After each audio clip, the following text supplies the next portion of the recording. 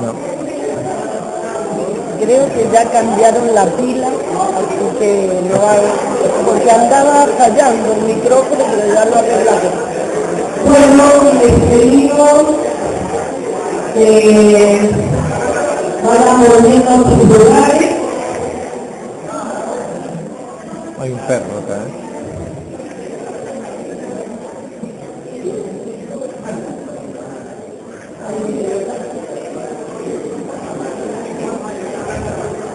A la gente que está afuera, si se pueden avisar.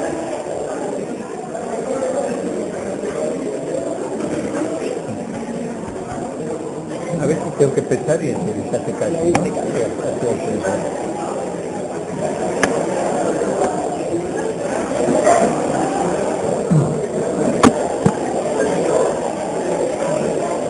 Vamos a entrar entonces en la concreción de uno de los mejores actuadores, podríamos decir, del ideal de la cristiandad, como fue ese gran rey de Francia, San Luis. ¿Cómo empieza la historia de este hombre, un rey francés llamado Felipe Augusto? Apuntaba a una unión franco-española por lo que pensó en Blanca de Castilla, quien se casó con el joven Luis de Francia, de quien nacería nuestro Luis. O sea, Luis va a ser hijo de una española también, así que muy cercano a nosotros, ¿no? La Blanca de Castilla, una mujer excepcional. A ella le debió Luis su formación. Le repetía a su hijo: te quiero como la madre más amante puede querer a un hijo, pero preferiría verte caer muerto a mis pies antes que saber que has cometido un solo pecado mortal. Luis no olvidó esta lección. Un día su biógrafo y amigo, el señor de Joinville, al que citaremos varias veces, que era como un senescal, como llamaban ellos, como un consejero del rey, refiere que el rey le preguntó una vez: ¿preferirías contraer lepra antes que cometer un pecado mortal? Y yo, le contestó el pobre Joinville, que nunca dice una mentira, le respondí: preferiría cometer 30 pecados mortales antes que contraer la lepra. Luis le dijo que su respuesta había sido sincera, pero equivocada. Sincera, pero equivocada. Bueno, ella lo fue educando poco a poco, le enseñó a tener la compostura de un rey y le puso un maestro que le instruyó en todo, aún en el arte de gobernar. Esto era muy común en la antigüedad. A los hijos de reyes se les enseñaba a gobernar, una cosa muy importante. Hasta Luis XVI había libros con los que se le enseñaba la prudencia, las virtudes propias. Y le puso un maestro que le instruyó en todo, aún en ese arte. Y lo acostumbró, lo aficionó a la misa diaria y al rezo del oficio divino, así como a dar limosnas. Y le enseñó de chiquito también la lectura del Evangelio, del Salterio, y le dio una educación muy cristiana. Fue en su época el rey por excelencia. Tuvo ante todo las virtudes más propias del gobernante. Y primero la prudencia. Cuenta Joinville, aquel de que nombré recién, lo que una vez le dijo, estando a solas con él, el joven Luis: cuando el rey estaba alegre me decía, senescal, que quiere decir mayordomo de la casa real, senescal, decir las razones por las cuales prudente vale más que beato. O sea que beatón, hay que ser muy religioso, pero una beatonería. Más importante ser prudente que beato, así le preguntó. Tras discutirlo, el rey remató: maese Roberto querría llevar el nombre de prudente con tal de serlo realmente, y todo lo demás os lo dejaría, porque el nombre de prudente es tan gran cosa y tan buena cosa que hasta el pronunciarlo llena la boca. Entonces usted ve que Santo Tomás decía que la prudencia era la virtud más propia del gobernante, así que él lo apunta a esta virtud. Prudencia que no es cobardía, como a veces se dice, sino es saber discernir en circunstancias difíciles, lo mejor. La segunda gran virtud de un gobernante es la justicia. Tenía Luis verdadera pasión también por esta virtud y gracias a ella pudo transformar la corte en un verdadero tribunal de justicia. En los consejos que le dejaría a su hijo, también era una costumbre muy propia de los reyes medievales, antes de morir dejar como una lista de consejos a su hijo con la experiencia que había sacado. Le dice: si llegas a reinar, trata de poseer lo que conviene a un rey, es decir, sé justo, que nada te aleje de la justicia, cualquier cosa que ocurra. Si un pobre pleitea con un rico, sostén al pobre más que el rico, hasta que conozca la verdad. O sea, toma primero partido por el pobre, porque uno tiene tendencia al revés, de arrimarse al rico, ¿no? No, para ti el pobre, que primero, no que lo defienda siempre el pobre, ¿no? Hasta que se conozca la verdad. Y cuando la conozcas, esa justicia. Y se ocurre que alguien entre en querella contigo, sostén la causa de tu adversario ante el consejo, para que no parezca que amas tu causa antes de conocer la verdad. Si la gente de tu consejo podría temer hablar contra ti, lo que tú no debes querer. Y si tú sabes que posee algo injustamente, sea de tu tiempo o del tiempo de tus antecesores, si sabes que posees algo injustamente, restitúyelo de inmediato, por grande que sea el valor. O sea, aunque fuera el del padre o del abuelo que había quedado una deuda sin pagar, todo debería restituir. En 1247, con ocasión de su próxima partida a la cruzada, de que hablaremos enseguida, hizo una gran averiguación porque quería estar en estado de gracia en el momento de su partida. Quería ser un rey cristiano católico y luchar en estado de gracia. Todos los que desde que subió Felipe Augusto 40 años atrás habían sido despojados injustamente de algo, no fuera por él, sino por sus antecesores, debían verse retribuidos. Una de las más bellas medidas que jamás haya tomado un rey. ¿Dónde se vio un príncipe restituir personalmente a sus expensas los males causados a los pueblos bajo los reinados de su padre y de su abuelo? De él se cuenta también que a veces, en verano, después de oír misa, iba a sentarse abajo de un árbol, el árbol de un bosque en Vincennes, se llamaba el lugar, todavía se ve el lugar, donde él ponía un asiento abajo de un árbol, y se recostaba, dice el cronista, allí en una encina, y nos hacía sentar a su alrededor. Y todos aquellos que tenían asuntos venían a hablarle sin impedimento de ujieres ni de otras gentes. Y entonces él les preguntaba: ¿hay alguno que vienen por un litigio?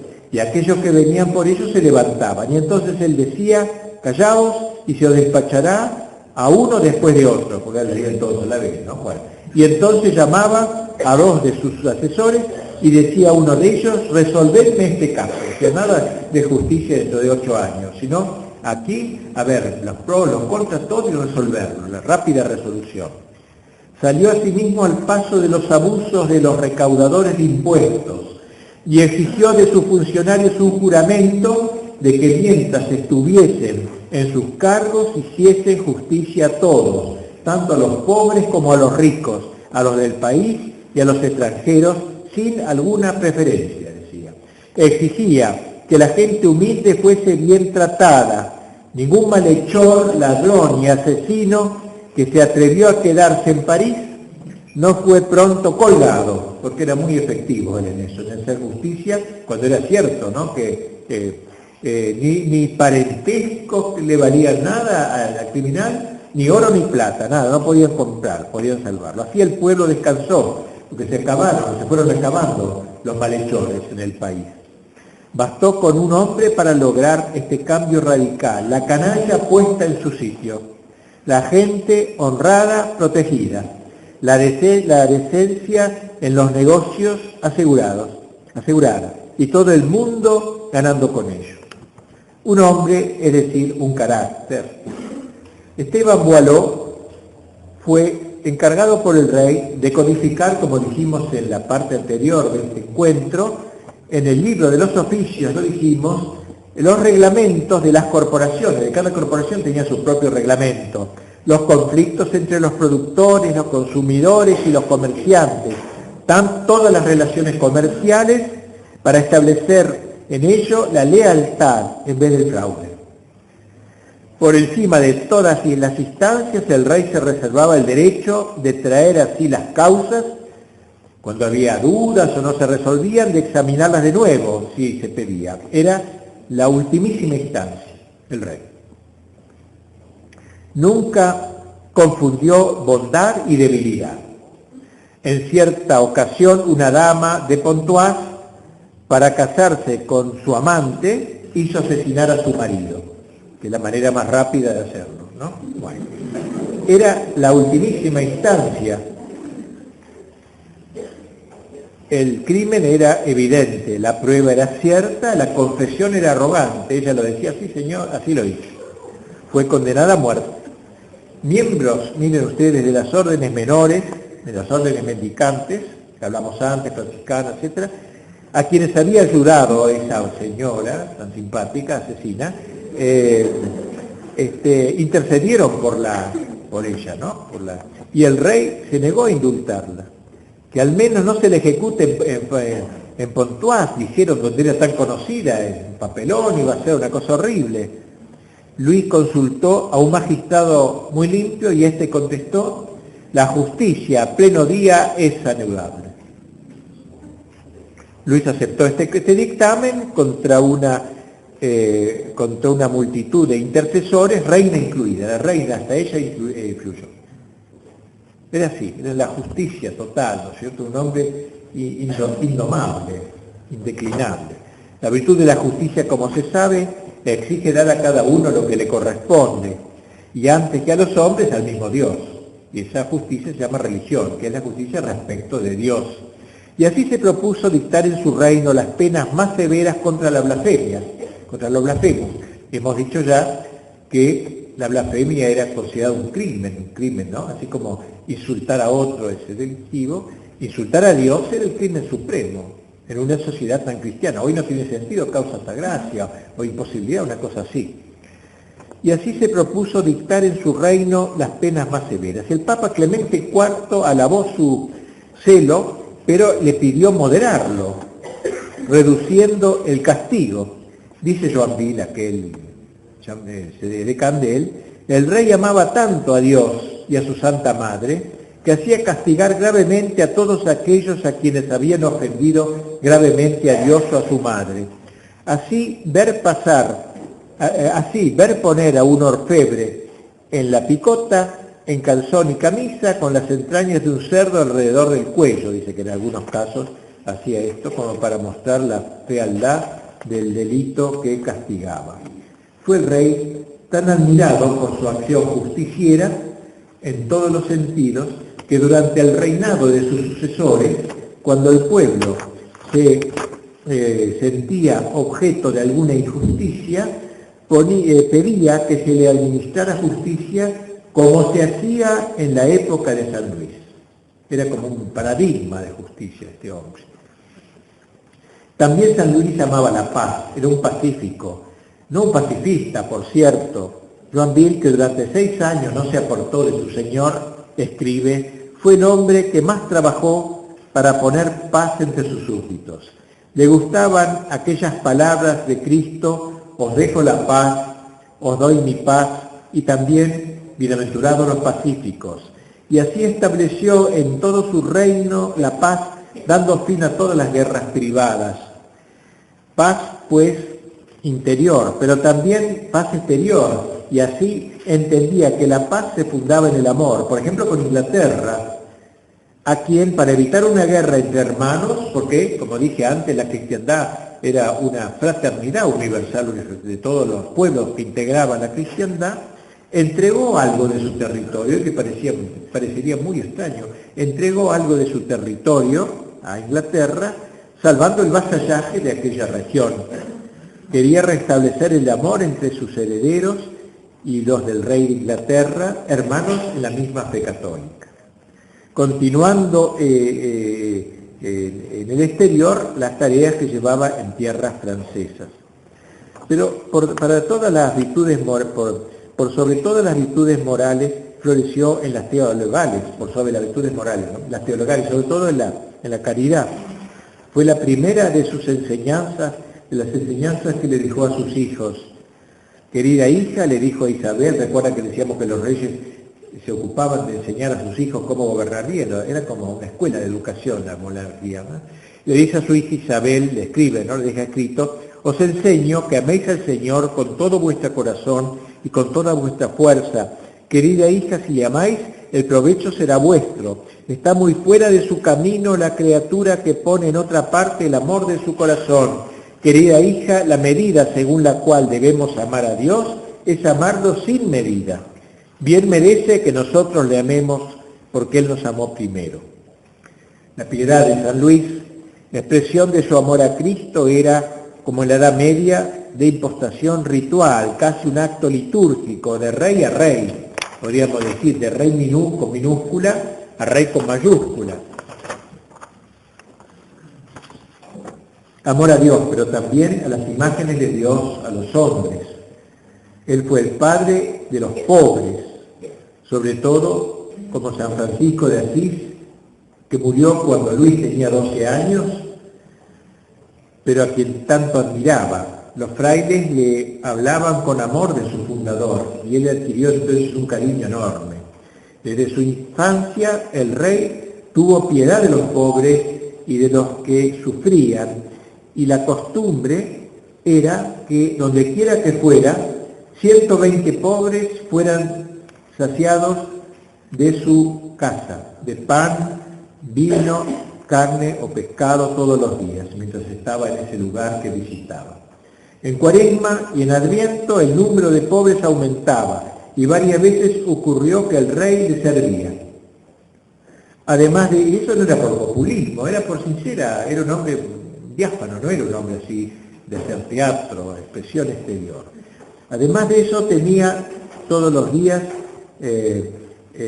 a comer y cenar con él a lisiados y ancianos, y hacía que les dieran de lo que él comía. Asimismo daba grandes limosnas a los hospitales pobres, a los nobles venidos a menos, a los frailes mendicantes y a los pobres que por vejez o por enfermedad no podían trabajar ni conservar su oficio. La caridad no es nunca indirecta, es de hombre a hombre, de cara a cara, de mano a mano, o sea que él no era así generoso por medio de una oficina, por Cáritas, pongamos, sino que lo hacía, trataba de hacer directamente. El rey veía a cada uno y a todos, y todos veían al rey. Había una relación muy personal, ¿no? Y todos veían al rey.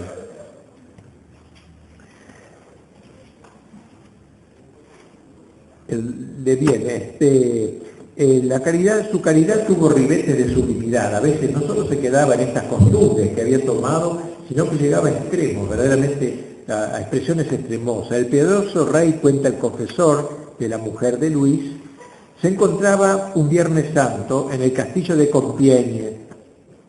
Iba por los caminos comunes y sus servidores le seguían, llevando en sus manos una suma de dinero destinada a las limosnas del rey. Cuando iba por una calle, un leproso que estaba al otro lado de la vía, tan enfermo que apenas podía hablar, agitó con fuerza su campanilla, porque había una regla que venía de la época antigua. Ya en el Evangelio aparece un leproso que se quedó lejos, hijito, etc. Y este hace lo mismo. Había una ley porque se creía en aquella época que la lepra era profundamente contagiosa. Entonces el leproso tenía que de lejos tocar una campana para avisar que no pasaran por ahí porque se iba a contagiar. Hoy creo que se ha probado que no es contagioso, pero bueno, no interesa esto, ¿no? A la cosa que ahora le toca a leproso la campanilla al rey, en el momento en que pasaba. Así advertido, sigue el cronista, el rey se dirigió a su lado, al revés, no solo no se eludió, se dirigió a su lado, poniendo para esto los pies en el agua fangosa del arroyo que corría en medio de la calle, que lo separaba del leproso. Llegó junto al leproso y le dio su limosna y besó su mano. Había allí gran cantidad de asistentes y muchos de los que estaban alrededor del piadoso rey hacía la señal de la cruz y se decían unos a otros: mirad lo que el rey ha hecho, besó la mano del leproso. Esto reitero, porque parece teatro, podría parecer, a veces en la mentalidad moderna puede ser uso para aparentar, ¿no? Pero era de total sinceridad, aunque hubiera estado solo lo hubiera hecho, seguramente. Tercer aspecto de él, el educador. Fue un gran educador. Luis se destacó a sí mismo como el que dirigió la educación de su pueblo. Ante todo, enseñó a sus hijos. Los contemporáneos como acabo de explicar, ¿no es cierto? Los contemporáneos nos han dejado testimonios, pero tenemos también los escritos que él dejó. La conversación era la manera como les enseñaba, que es la mejor manera de enseñar a los hijos, la conversación, el diálogo frecuente, los criterios, contagiarle los buenos criterios, todo eso. Los recibía por la mañana o por la tarde, los llevaba, o los llevaba a los chiquitos a los paseos, mientras paseaba, y lejos de sermonearles o de darles doctrinas, largas clases, algo así, eran relatos, mire que es una manera muy, muy buena de enseñar, eran relatos sacados de los hechos o gestas de los reyes. O sea, le presentaba arquetipos, personajes, que es la mejor manera de enseñar, ¿no es cierto?, modelos, cuyo papel bienhechor les servía de ejemplo de gobernantes. Y les contaba las gestas de la caballería también, los libros del Cid Campeador, le contaría de Sansón de Roland, también, ¿no?, para que el chico se pusiera frente a paradigmas. Esto es tan importante. Yo he escrito mucho de estos temas, ¿no?, sobre vida de santos y de héroes, porque me parece tan importante en la formación. Hoy se presenta como paradigmas a Maradona y qué sé yo. Los paradigmas que hoy se presentan son espantosos, ¿no? De modo que urge la presentación de santos, de héroes, para que los chicos se vayan formando bien. Él lo hacía, la gesta de caballería, ¿no?, que llamaban al chico a cosas nobles. Dice Joan Vila, que he citado tantas veces, pero seguiré citando porque es el que más cerca lo conoció, que antes de meterse en la cama, hacía venir a sus hijos y los iba formando también desde allí en su cuarto. El mejor ejemplo es el testamento, como vimos ya, que redactó para su hijo Felipe, llamado a sucederle un día. Extractemos algunos textos. Buen hijo, lo primero que te enseño es que dediques tu corazón a amar a Dios, pues sin eso nadie puede salvarse. Guárdate de hacer nada que desagrade a Dios, es decir, el pecado mortal. Confiésate a menudo, dice más adelante, y escoge un confesor prudente. Asiste al servicio de la Santa Iglesia devotamente, con el corazón y con la boca, especialmente a la misa, cuando se hace la consagración. Ten el corazón dulce y compasivo con los pobres, con los desdichados y con los afligidos, y confórtalos y ayúdalos según puedas. Mantén las buenas costumbres de tu reino y elimina las malas. No tengas codicias contra tu pueblo y no te cargues la conciencia con impuestos. Vela por tener en tu compañía gentes sensatas y leales, sean religiosos o seglares, y habla a menudo con ellas, y huye y evita la compañía de los malos. Para administrar la justicia y dar derecho a los súbditos, sé leal y rígido, sin volverte a la derecha ni a la izquierda, para ayudar al derecho, pero ayuda al derecho y sostén la queja del pobre hasta que sea declarada la verdad. Cuídate de tener buenos jueces, trabaja por quitar de tu reino todo pecado villano, especialmente haz extirpar con todo tu poder los juramentos y la herejía. Muy querido hijo, te doy todas las bendiciones de un buen padre que un buen padre puede dar a su hijo, y que la Santa Trinidad y todos los santos te guarden, te defiendan de todo mal y que Dios te dé la gracia de hacer siempre su voluntad, de suerte que sea honrado por ti y que tú y yo podamos, después de esta vida mortal, estar juntos con Él y loarlo eternamente. Amén. Es más largo el texto, pero muestra realmente el espíritu de este hombre, ¿no? Y cómo era la gente, la buena gente, digamos, los buenos gobernantes en aquel tiempo. Más allá de sus hijos, inyectó cultura en la ciudad.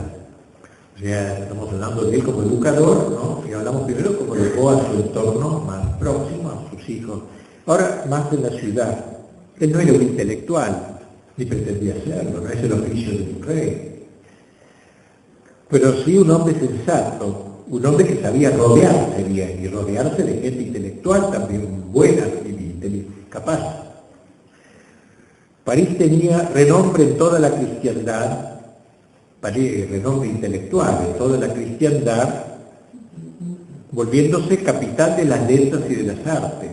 Era todo un lujo haber estudiado en París. A París afluían estudiantes de todas partes. Hemos dicho antes cómo el latín, el idioma común, hacía que podían venir chicos alemanes o de Italia o de Inglaterra a estudiar en París, ¿no? Porque se hablaba la lengua esa común. El Papa Alejandro IV escribía en 1256, escribía: París llena el universo con la plenitud de su ciencia, reparte las luces de la inteligencia, es la ciudad renombrada de las letras y de las ciencias. Por eso digo, tenía gran prestigio la Sorbona, la Universidad de París. Allí enseñaron Alberto Magno, Bacon de Inglaterra, Buenaventura y Tomás de Aquino de Italia. Santo Tomás tenía cátedra con frecuencia allí en París. También la literatura, en la literatura excedía el grupo francés. Allí aparecieron también autores literarios, aparecieron las canciones de gesta en Francia, como dije antes, Rolando, Carlomagno, etc. Hacia 1257, un canónigo de París va a fundar esta universidad de la Sorbona. Se llamaba, se llamaba Roberto de Sorbonne, ¿no? Era un canónigo de París que fundó una escuela de teología primero, que más tarde se llamó, en homenaje a él, obviamente, la Sorbona. Ahora se llama todavía la Sorbona, existe. Roberto era amigo personal de San Luis, quien en ciertas épocas lo tuvo por confesor a este canónigo, de suerte que el rey apoyó con entusiasmo su proyecto y lo ayudó a llevarlo adelante, a realizarlo. San Luis fue de alguna manera el fundador de la Sorbona desde otro punto de vista, ¿no? Porque lo promovió a la Sorbona. Y contando San Luis las casas que rodean dos calles a la universidad, calles próximas, hizo nacer en ellas grandes edificios para los chicos, los estudiantes, para estudiantes que venían pobres, ¿no? Que venían de fuera de París.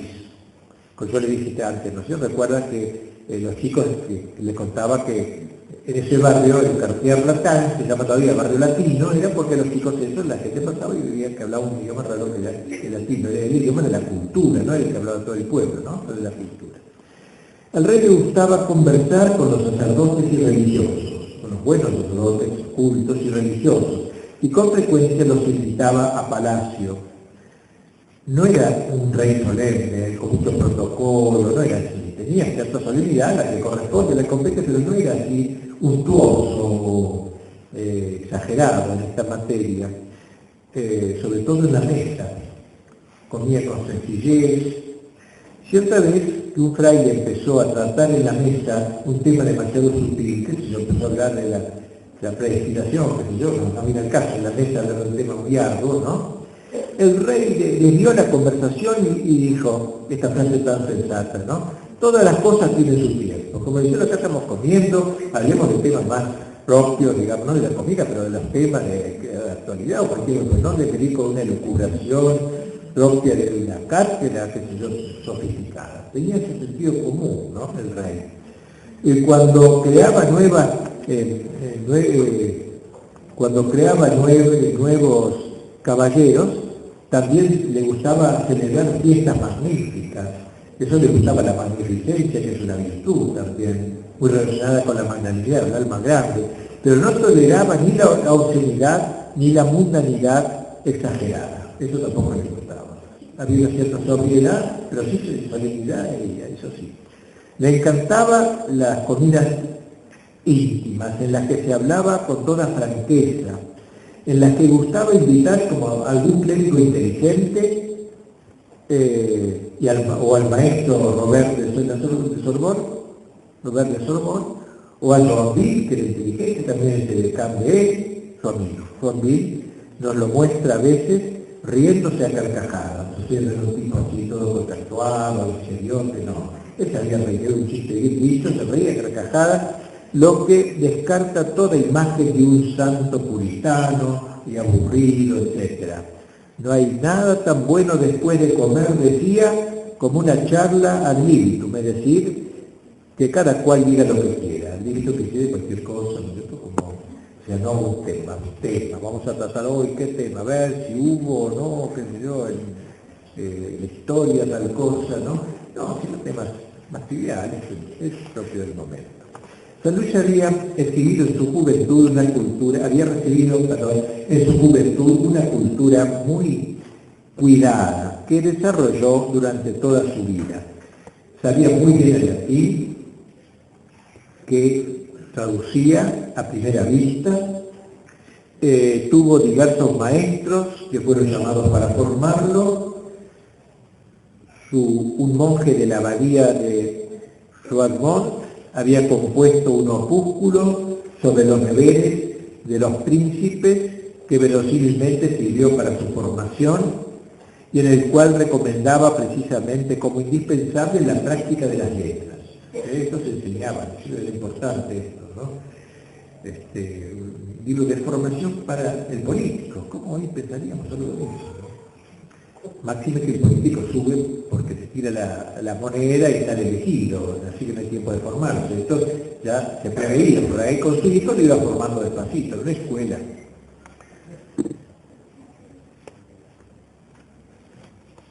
Más personalmente se aplicaba a leer la Sagrada Escritura. Poseía la Biblia con glosas, o sea, con comentarios, la Biblia comentada y escritos originales de San Agustín y de otros santos. Más aún formó una biblioteca con escritos de San Agustín, San Ambrosio, San Jerónimo y San Gregorio y otros sabios doctores. Los leía y los prestaba con gusto también, estos libros. De formación que había tenido, ¿no? Como amaba la cultura. Un biógrafo de Santo Tomás que vivió y enseñó entonces en París cuenta una anécdota graciosa. Un día, San Luis, rey de Francia, hizo invitar al santo doctor a su mesa, que lujo, ¿no? San Luis y Santo Tomás, a su mesa. Presentó, o sea, Santo Tomás presentó sus humildes excusas a causa de la suma teológica que estaba componiendo en aquel entonces. O sea, se excusó, no quiso ir. Nada menos, ¿no? Uno va a ver el rey, ¿no? Bueno, un pisonete va. No, pero él se dio la humildad, le dijo, mire, estoy escribiendo la suma ahora. Entonces, pero por orden suprema del rey, aquí se ponía su autoridad, el prior suyo, el superior de París, le ordenó dejar su trabajo y acudir a Palacio, a donde llevó, sin embargo, en su pensamiento lo que estaba escribiendo, el tema, ¿no?, que le preocupaba en su celda. Estaba con eso en la cabeza, pues lo llamó justo ayer. Entonces, de pronto, durante la comida, cuenta el testigo, tomado de una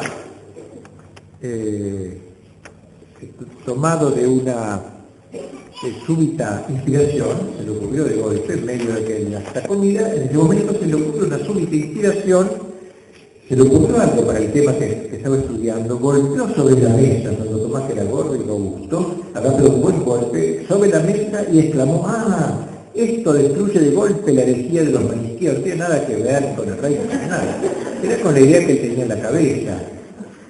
El prior que estaba con él, fue a comer con él, le tocó y le dijo, cuidado maestro, estáis en la mesa del rey de Francia. Y le tiró fuertemente de la capa para despertarlo de la abstracción de sus sentidos. El santo doctor, vuelto en sí, se inclinó ante el rey y le rogó que le disculpara por haberse dejado llevar de semejante distracción en la mesa real. Pero el santo rey, era el tal para cual realmente, ¿no? El santo rey, por el contrario, quedó admirado y lleno de edificación y hasta quiso proveer para que el pensamiento, miren ustedes, que había absorbido hasta ese punto al santo, al doctor angélico, no llegara desgraciadamente a perderse, e hizo entonces llamar a uno de sus secretarios para que lo escribiera inmediatamente. ¿Se imaginan hacer una comida de Cristina, con algunos máximo, con los capucheros, con gurú, haciendo estas cosas? Bueno. Normalmente no van a invitar a un teólogo a la mesa, ¿verdad? También el influjo educativo se reveló de otra manera en los monumentos que San Luis nos ha dejado. Fue un edificador, un constructor, quiero decir, que sembró cultura a través de la belleza por él propulsada. Un gran hombre es, por ejemplo, un constructor. El arte no se desarrolla sino en épocas de cultura y de prosperidad. Y Luis encontró el arte gótico, de que hemos hablado en la anterior charla, ojival, de las ojivas, esas altas, que decíamos que se parecen a las manos en oración, ¿no? Ya floreciente en Francia desde el siglo anterior, pero favoreció su desarrollo y le comunicó un nuevo impulso, porque quiso edificar casas para Dios y para sus representantes en la tierra, los sacerdotes, y también para los pobres, es decir, iglesias, abadías, hospicios, orfanatropios, etc. Su influencia renovó el fervor del comienzo de las grandes catedrales, Notre Dame, Amiens, Reims. En esta exploración de arquitectura y de arte que se desarrolla en el siglo XIII, que es el siglo de oro, después del XIV dijimos más o menos, ¿no? El siglo XIII es el siglo de oro de la cristiandad, completando y perfeccionándola en el siglo XII, en todas partes se detectan la influencia, la autoridad y la persona de San Luis. Se ven las huellas y flujos de San Luis. Francia fue entonces un inmenso taller de catedrales con arquitectos notables de todo el mundo, porque también los arquitectos intercambiaban, iban a los distintos países como los profesores de la universidad.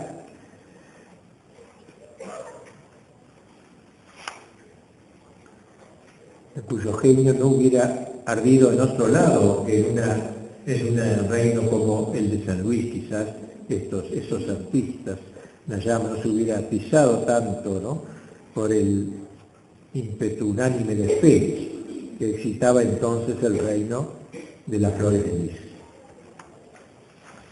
Así entonces podríamos hablar de las distintas catedrales, pero no hay tiempo para ello. Sigamos diciendo que notamos cómo experimentaban nuestros santos una especie de pasión por la música sacra también, era un enamorado de la música sagrada, que no parece haber sido inútil a los progresos de la armonía de su época, realmente educó, ¿no? Queremos decir todo esto, que educó con su amor a la belleza, fue un rey educador. Bien, fue asimismo un rey de caballeros, de la caballería, de las cruzadas, digamos algo de esto. Como ya hemos dicho, la caballería fue uno de los ideales predileccionados durante la época de la cristiandad medieval. Las cualidades militares y el valor personal, siempre de gran importancia para los soberanos, era en el siglo XII de una necesidad casi absoluta para un rey. Junto a su educación religiosa, moral y literaria, San Luis recibió, pues, como claramente resulta de los hechos, la instrucción caballeresca y guerrera de los príncipes y de los señores de su tiempo.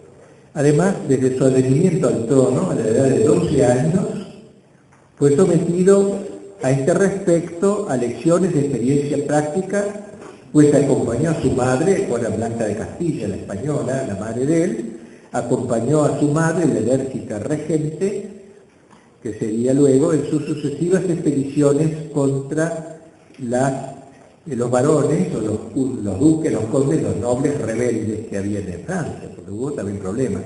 A los 15 años tomó por primera vez personalmente, bajo la mirada de la reina Blanca, el mando del ejército real, durante la campaña dirigida contra un conde de Bretaña rebelde.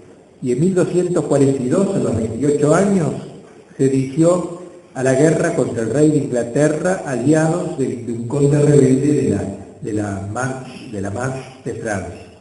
Convocaba y ordenaba sus fuerzas con ardor y vigor, él decía. Un hombre así no pudo ser ajeno a la epopeya de las cruzadas, máxima expresión de la caballería cristiana. Ya Urbano II, en 1095, o sea, bastante atrás, 2 siglos atrás, y desde entonces sus sucesores en la silla de San Pedro habían hecho una cuestión de honor y piedad para los hijos de la Iglesia la empresa de las cruzadas, que no era otra cosa, bajo su apariencia ofensiva, que la continuación de la gran obra de defensa cristiana y de la cristiandad inicialmente llevada a cabo contra el asalto musulmán por Carlos Martel y por Carlomagno, y seguida en España por las invasiones de los musulmanes. Y así San Luis inició con entusiasmo una nueva cruzada, tratando de reunir el mayor número posible de príncipes, señores y caballeros para iniciar este combate, volviéndose así, como lo llamaron, el abanderado de la cruz. Era una cruzada, ¿no? La abanderada de la cruz. Maduró la idea y la preparó durante 4 años. Ordenó lo mejor que pudo los asuntos interiores de Francia y exteriores también, digo, con países vecinos del reino, el que dejó bien garantido bajo el gobierno de Blanca de Castilla, que iba a ser la regente mientras él estuviera en el frente de combate. La dejó a su mujer, que era muy viva, muy hábil, española.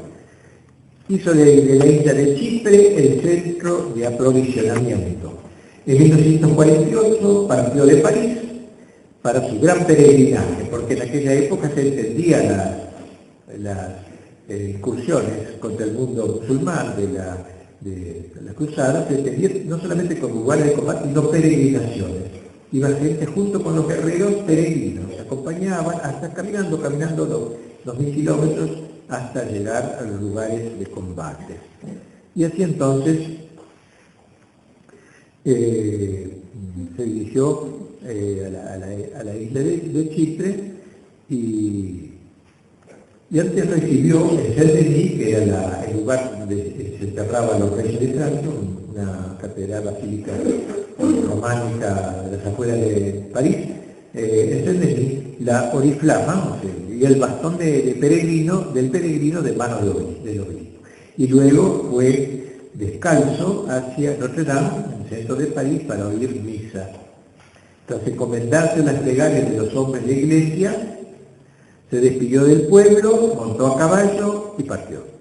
Su idea era, saliendo de Chipre, ir a la conquista de Egipto, o sea, no ir directamente a Tierra Santa, ir a Egipto, juzgando con buen criterio,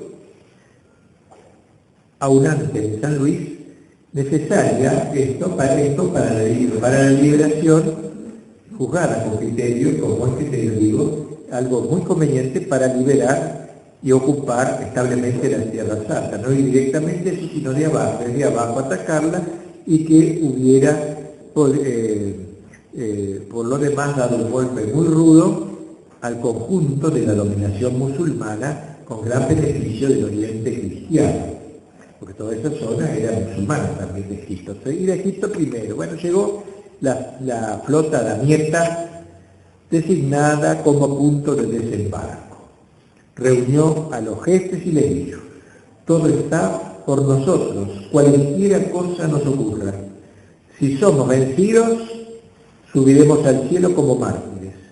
Si por el contrario triunfamos, la gloria de Dios se celebrará con ello y la de toda Francia, o más aún la de toda la cristiandad será por ello más grande.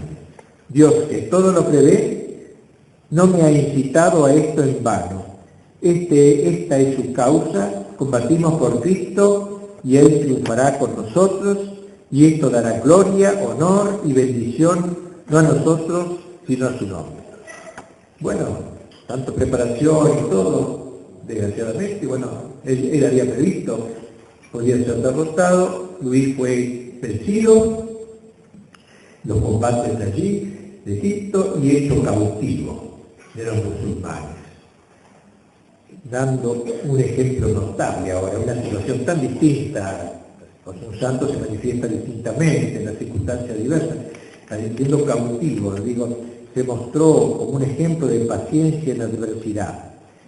Tras su rescate, el rescate de él por un precio convenido, los sultanes aceptaron un rescate económico, partió a Palestina con el resto de su ejército. En un relato hace la sincera confesión de sus reveses y su confiada sumisión a la voluntad divina. Como las intenciones del rey eran bien conocidas, la promulgación de una nueva cruzada en 1267, porque después volvió a Francia, no sorprendió a nadie. O sea, después de fracasar, él viene a hacer otra cruzada. Pero tampoco entusiasmó a nadie, porque habían quedado medio chamuscados. Por lo anterior, el pueblo temía, entre otras cosas, perder a su monarca también, porque no va a ser que ahora lo maten allí en la guerra. Tenía Luis 52 años, que para aquella época ya era una mayoría, era un anciano casi en aquellos tiempos, y estaba gastado por el trabajo, la penitencia y las penurias. Sin embargo, se embarcó por un ejército en 1270. La armada se dirigió a Cagliari, en Cerdeña, y allí se resolvió seguir rumbo a Túnez, ahora cruzar el África, pero no en Egipto ahora, sino en Túnez. ¿Por qué la lanzó? ¿Por qué lanzó esta cruzada después de haber fracasado en la otra? Las noticias que venían de Tierra Santa eran cada vez más alarmantes. Y fue por eso entonces se decidió partir, porque dejaba el reino en paz y salvaguardado, Francia, ¿no?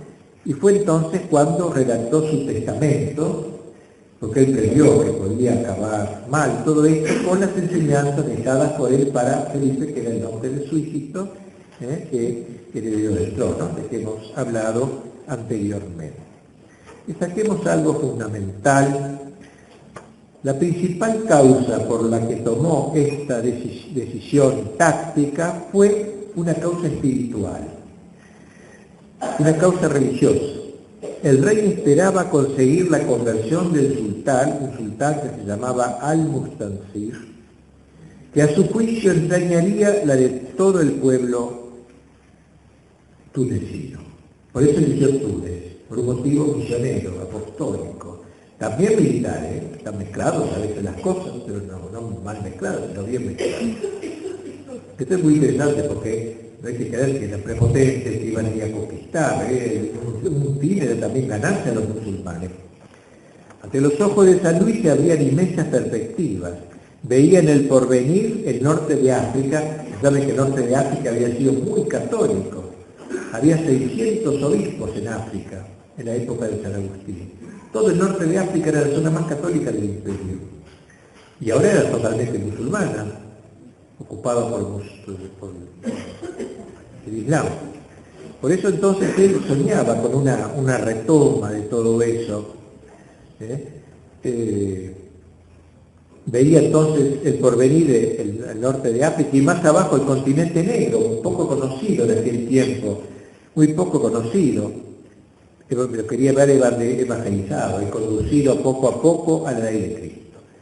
No había mandado decir al sultán con un mensaje que llegó un mensajero musulmán, ¿no? Que conoció, le dijo, vaya y lleve esto, decid de mi parte a vuestro Señor que deseo tanto la salvación de su alma que quisiera estar en las prisiones de los sarracenos hasta el fin de mi vida sin ver nunca más la luz del día, con tal de que vuestro rey y todo su pueblo se hagan cristianos desde el fondo de su corazón.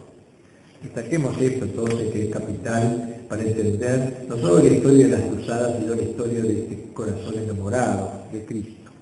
El triunfo que soñaba para su cruzada no era solo la derrota de los sarracenos, sino el acceso del mayor número posible de ellos y de todos los negros del sur de África a la religión de Cristo.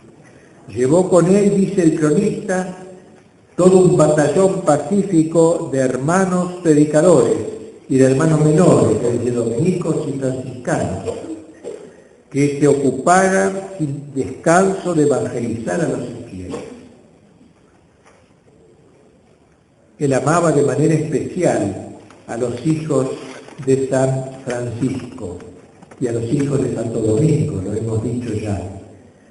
Con humor les había dicho a sus familiares que si pudiera partiría su cuerpo en dos y daría la mitad a una y la otra mitad a otra de estas órdenes, la mitad de su corazón a los franciscanos y la mitad a los dominicos.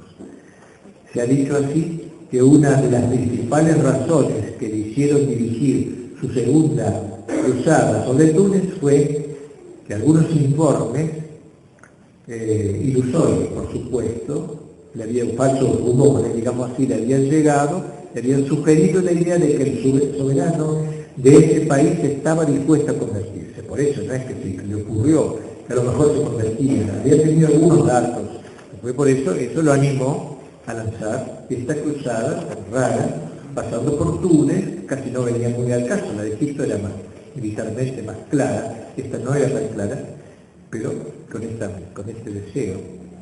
Y él desembarcó en Cartago, la zona de San Agustín, donde vivió en una tienda de campaña, era el 18 de julio de ese mes. Cartago, ahí lo llamaban desde el cielo San Agustín, cuya sombra tanto amaba, Santa Mónica, la madre de San Agustín, los mártires cartagineses Perpetua y Felicitas. La tierra de África daba al rey, ahora se había enfermado el rey gravemente y estaba casi por morir. Por eso decimos que la tierra de Cartago lo llamaba, San Agustín lo invitaba, Santa Mónica, y así entonces estaba en un momento, la tierra de África le daba los guías, poníamos el Dios Santo del cielo, los guías para su tránsito a la eternidad. Él seguía todos los días la misa en su cuarto, en su casa de oración. Él se había convertido su tienda, dicen los cronistas, en una casa de oración. Se celebraba en ella la misa y todos los oficios divinos que él seguía desde la cama. Pidió un crucifijo para besarlo. Cuenta su confesor que una mañana le llevó la comunión y que el rey, a pesar de su debilidad, se arrojó del lecho y quiso recibir a Dios de rodillas. Recibió luego la extrema unción, siguiendo con emoción la letanía de los santos, como si los llamara a todos por su nombre para que lo recibieran en el cielo. Durante 1 o 2 días dejó totalmente de hablar, perdió el habla, su mirada puesta en el crucifijo, pero al fin le volvió la palabra y se le oyó claramente: iremos a Jerusalén. Era la Jerusalén celestial. la que le esperaba, figura de la cual la Jerusalén de la tierra que no pudo conquistar. Hasta el último momento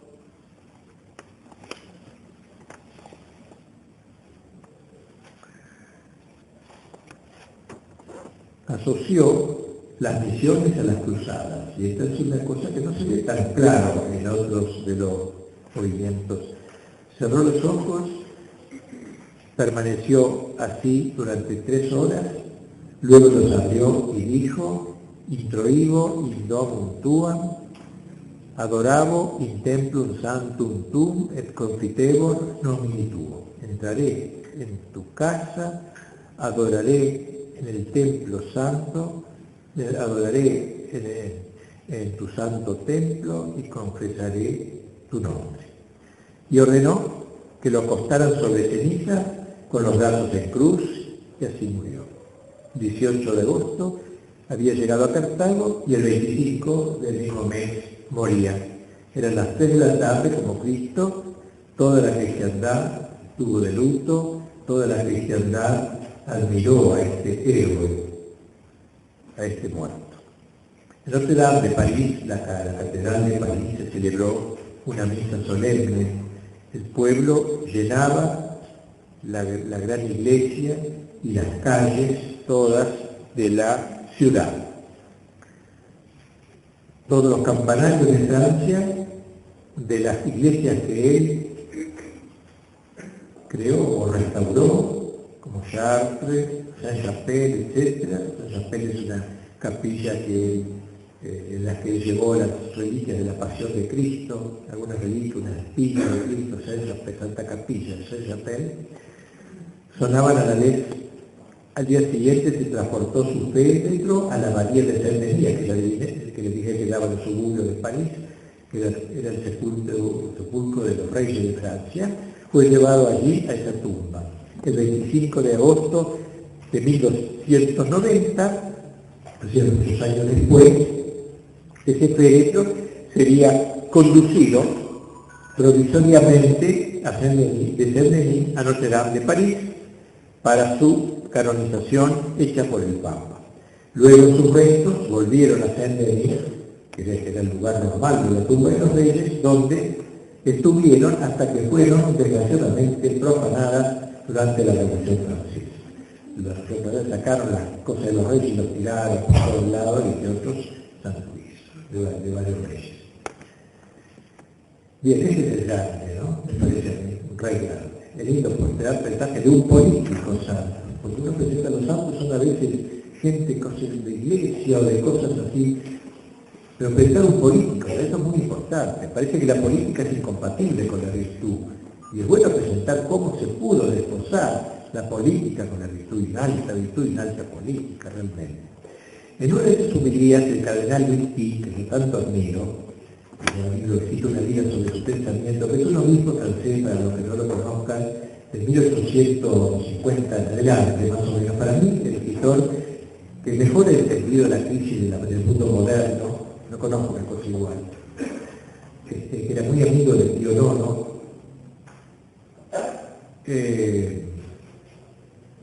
el cardenal Pi, que fue su cardenal por Leo XIII, tenía una admiración rendida por este rey, ¿no? Una admiración rendida. Y en un sermón, que así termina un sermón que dedicó a San Agustín, a San Luis, dice: ya no estamos en tiempo de cruzada, dice la gente. Esa frase, ¿no? Como diciendo, cuando uno quiere hacer una cosa así un poco parecida, ya no estamos en tiempo de cruzada, como todas esas cosas medievales, caramba, ¿no? Le va a tomar el burla, va a decir, sí, ya no estamos, porque no tenemos coraje, por eso no estamos, no nos interesa, dejamos que la gente muere, un poco esa idea, ¿no? Repito, ya no estamos en tiempos de cruzada, me decís, lo reconocemos, porque la iniquidad se propaga por doquier, el escándalo de la mala fe y la deslealtad ha llegado a su colmo, cada mañana agrega una nueva revelación a las revelaciones de la víspera, y la sociedad no se curará de esta letra, sino por una cruzada que yo predico a todas las almas honestas, la cruzada de la justicia según el Evangelio. Ya no estamos en tiempo de cruzada, es verdad, porque en este siglo del dinero un gran número de corazones se ha hecho de bronce y de hierro. Ya no estamos en tiempo de cruzada, nada más cierto, porque la esclavitud renace todos los días entre nosotros. Esta nuestra servidumbre, esta servidumbre de los cuerpos y de las almas, no terminará sino por una cruzada que yo predico a todas las almas, la cruzada de la libertad según el Evangelio. Ya no estamos en tiempo de cruzada, yo lo proclamo tan alto como vosotros, porque el nombre de Dios es desconocido, Jesucristo es un extraño entre nosotros. Miramos la verdad como si fuera tan poca cosa que no querríamos dar por ella un óvulo, ni derramar una gota de sangre, que una mina, no digo de oro o de plata, sino de la más vil materia, se descubre en Asia. El océano no alcanzaría para las olas de cuidados cruzados, ¿no? De cruzados que se abalanzarían hacia esos lejanos climas, almas chastas, que no se entusiasman sino por las expediciones de lucro, que no se enrolan sino bajo el oriflama de la fortuna. Sin embargo, la sociedad no vive solamente de pan, sino de doctrina, y sin el alimento de la doctrina muere dimensión y languidez. La de nuestra situación al presente, y no saldremos de ella sino por una cruzada que yo predico a todos mis conciudadanos sin distinción, la cruzada del coraje cristiano, la cruzada del retorno a la fe de nuestros padres, la cruzada a la religión de San Luis. La salud y el honor de nuestra sociedad lo imperan. En medio de nuestras divisiones no tenemos sino un signo de alianza, el estandarte de nuestros antepasados, es decir, la cruz de Jesucristo. Cuando todos los hijos de Francia caminen como antaño tras este signo venerado, cuando la cruz de Jesucristo esté viva en sus corazones y en sus obras, entonces pronto volveremos a encontrar en la tierra la paz, la libertad, el honor, y este camino será también el camino del cielo. 3 siglos más tarde que el de San Luis, el gran escritor, obispo Bossier de Francia, recordaría a Luis XIV la memoria de su gran antepasado, San Luis. La estirpe reinante, le dice el rey, ha producido a San Luis, el rey más santo que ha habido entre los cristianos. Y como Jesucristo dijo a los judíos, si sois los hijos de Abraham, haced las obras de Abraham, no nos queda más que decir a nuestros príncipes, si sois los hijos de San Luis, haced las obras de San Luis. Habla un rey presente. Haced las obras a los hijos de Abraham, le dijo, si sois los hijos, haced las obras de Abraham. Luis XIV, tú, si eres el hijo de San Luis, el descendiente de San Luis, haz las obras. Lo incitaba, ¿no?, al rey a ser un santo rey. Bien, pienso que volver al sentido católico de la autoridad, ¿no?, es apuntar así a rehacer dentro de lo que sea posible a la cristiandad. Y bueno, con esto termino este trimestre segundo sobre San Luis, presentando en todo, así como en las otras conferencias he hablado más bien de crisis, como fue la primera del arrianismo, esa crisis terrible que hubo en la Iglesia, y cómo le salió al paso al grande, sobre todo Atanasio. Las otras hemos hablado más bien de cosas positivas, ¿no?, hemos hablado, y hoy también de algo tan grande como un santo y la caballería, como una cosa muy interesante, que sería el primer ejército católico que ha desaparecido hoy, realmente, no queda más que restos, y la aplicación de todo eso al gran, hoy hablamos, ayer hablamos de la caballería, y hoy hemos hablado de San Luis, rey de la cristiandad primero, y de San Luis, rey de Francia, como un rey prototípico de la cristiandad. Con eso complementamos el primer tema con una aplicación concreta para que no quede en el aire o una simple reflexión societaria o comunitaria, sino más personal, que es útil. Ver cómo la política puede ser cristiana, que no es incompatible la política, una auténtica política con nuestra fe católica. Bueno, muy bien.